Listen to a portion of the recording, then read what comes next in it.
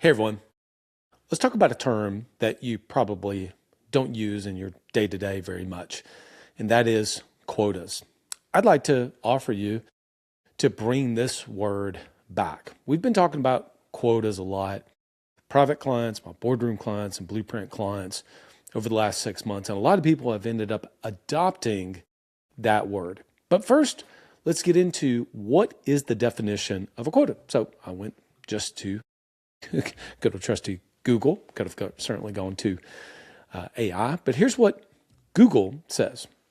A business quota is a specific, measurable, and time-bound performance goal that is assigned to individuals, to teams, departments to drive productivity and achieve company objectives. It goes on, it's common in sales. It mandates targets for revenue, units sold, activity levels within a set period to measure success.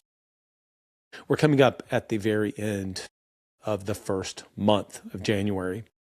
And if you go back in December, we ran 2 above the business workshops to help you work not just in the business and certainly not just on the business, but to get above the business, to help you to be able to set your 2026 objectives.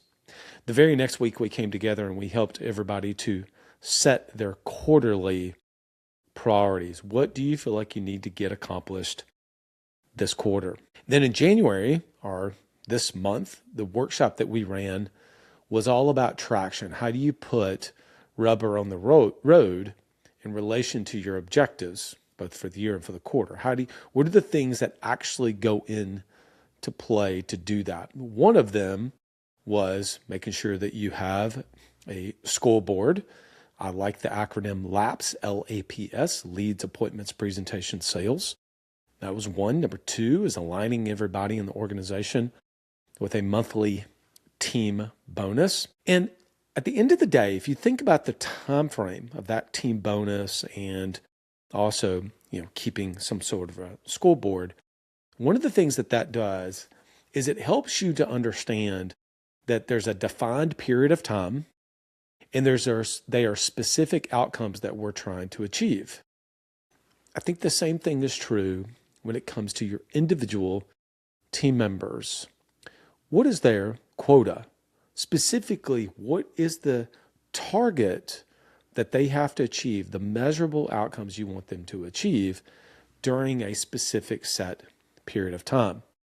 Where this has come up, my very first job out of college when I graduated from Auburn, I was selling Yellow Page ads, and they set us a very specific quota. At the time when we were selling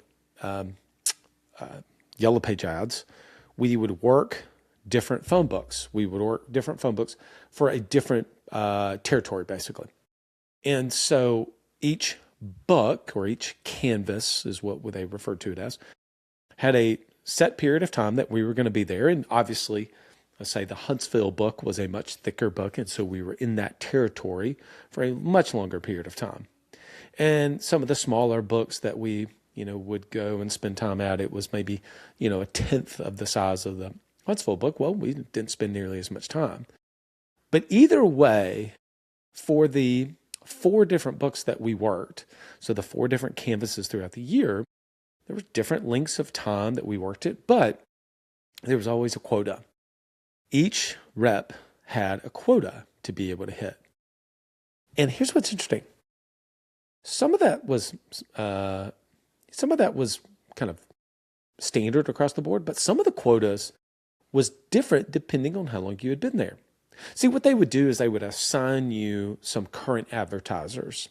This makes sense. And if you've been there a long enough period of time, you would get a group of current advertisers spending, let's just say $100,000 a year in Yellow Page advertising. And again, I'm dating myself a little bit, but I think you get the point. And then other newer reps, myself included, we would get assigned some what they called revenue, some current advertisers, but it wouldn't be at the level of some of the senior ones. I think that all makes sense. And so because of that, the senior ones had more revenue to be able to handle, but they also had higher quotas that they needed to hit versus, myself in my very first year. And so it doesn't mean that whenever you're having quotas in your organization that everybody has to be the same. You certainly want to treat everybody fairly, treat everybody equally, but that doesn't always mean that the numbers have to be the same. Okay. Certainly somebody that's been in your organization for 4 to 5 years probably has some advantage. They've built up a pipeline that is beyond what somebody who just started 3 months ago is going to have. Either way, though, there's a defined period of time. And look, it could be a month, and there's a set quota.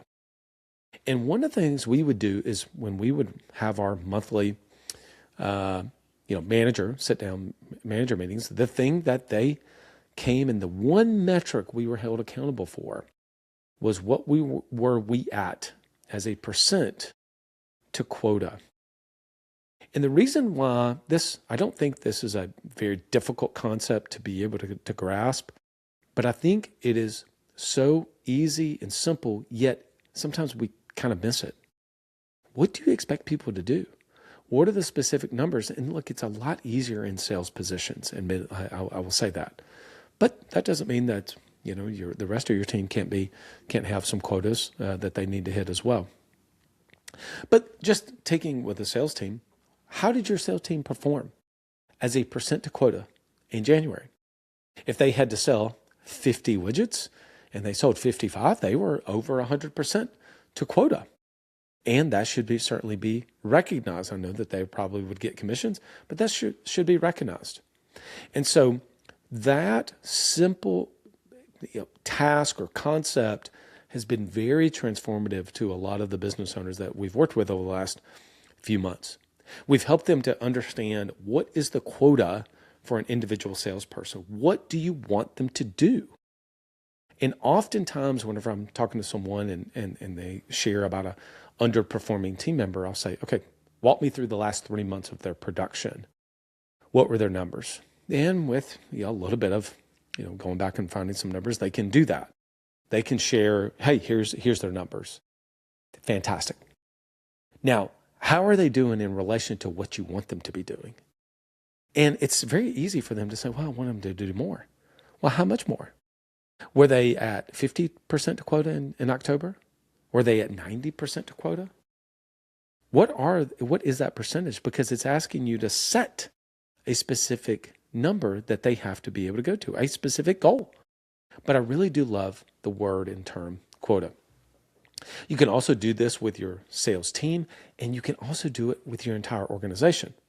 In order for us to hit team bonus, this is the quota that we have to hit in this organization in order for everybody to participate in a team bonus. But I think I would start specifically with your sales producers. I was just this week, kind of what brought this conversation up, and the reason I wanted to drop this today is business owner I've worked with for a while had his EA, which I love the fact he had an EA, had produced some really beautiful reports. And there were some weekly graphs. There were some weekly numbers, quite a few numbers, but not overwhelming. After you read it a little bit, you can kind of keep up with, okay, here's the raw numbers of what they did activity-wise. Here's the results that they had last week for each team member. It was graphed, plus you had the numbers. It was great. And then you kind of go down and you would see the weekly numbers, and I would see the monthly numbers. And that's whenever I shared, yeah, but this is good, but I had no idea how they're doing relative to what you want them to do. And it was immediately the light bulb went off and he said, oh, you're right. It shows the numbers and it graphs them, but it does not show exactly what so-and-so's quota is. And so if you have not explicitly shared with your team what is their individual quotas, what is the team quotas, this is an opportunity for you to do that. Setting defined timeframes and defined outcomes and targets for them to be able to hit helps you so much with being able to have clarity in the organization. And then if I could add one last thing, once you've defined that clarity and they know exactly what is expected of them, then you have something that you can coach them to. You can begin to do the coaching, whether it's product training or process training, whatever that may be, to help coach them and hold them accountable to be able to get the outcomes that you ultimately want. So my suggestion, consider adopting having a quota for your team and putting that as part of your vernacular. And I think your team will absolutely start and begin to bend towards closer to hitting their targets. All right, everyone. Hope that episode served you well. By the way, coming up in February next month, we are going to be hosting another workshop, our second workshop of the year. This workshop is all about a personal leadership plan. You have a plan for your business. We've talked about how to, well, this is what we're trying to accomplish this year. We talked about how we actually get traction in that plan. But what about the most important asset in the business? And that asset is you. Do you have a plan for you? Do you have a plan to lead yourself first? A personal leadership plan, because personal leadership comes and precedes leadership in the organization. I'd love to see you there. Go to blueprintos.com/assets. You can see more information to be able to come to our next workshop. I look forward to seeing you then. Till next time, lead well and go be great.